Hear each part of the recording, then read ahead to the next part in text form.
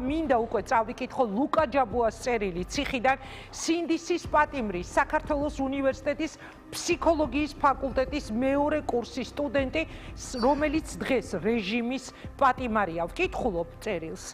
მოგესალმებით მეგობრებო, მადლობა მინდა გადაგიხადოთ იმისთვის, რომ დრო და რესურსი დამითმეთ. მადლობა გვერდში დგომისთვის და ყველაფრისთვის, რაც ამ ყველაზე რთულ დროს გაიღეთ.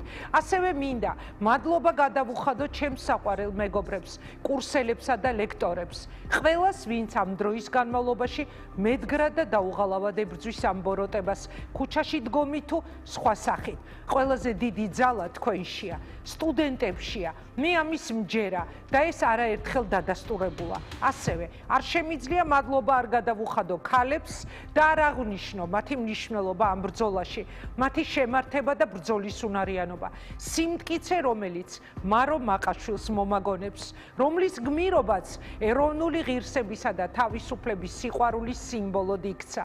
მისი დღიური ასახავს იმდროინდელი ახალგაზრდების სულისკვეთებას, სიყვარულს სამშობლოსადმი, შიშს თავისუფლების დაკარგვისა და დაუღალავ მზადყოფნას ბრძოლისთვის.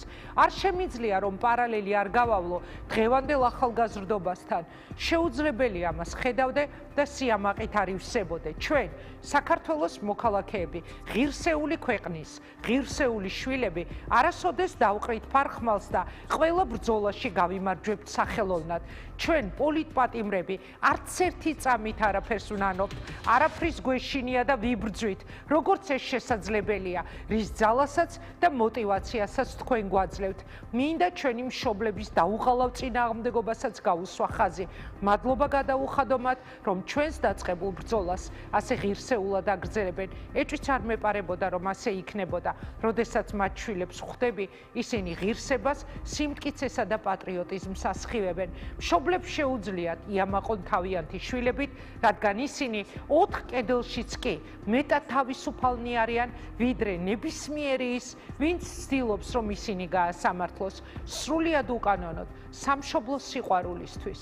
მახსოვს, როდესაც აქციიდან სახლში ვბრუნდებოდი, მანქანიდან გადმოსვლისას ტაქსის მძღოლმა მითხრა, იმედია შემდეგში ერთიან ევროპულ საქართველოში შევხვდებითო.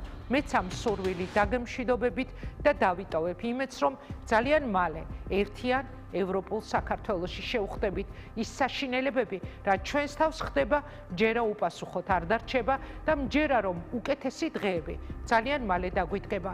გისურვებთ მხნეობას და გამძლეობას. მიყვარხართ და მიამაყებით. შეხვედრამდე.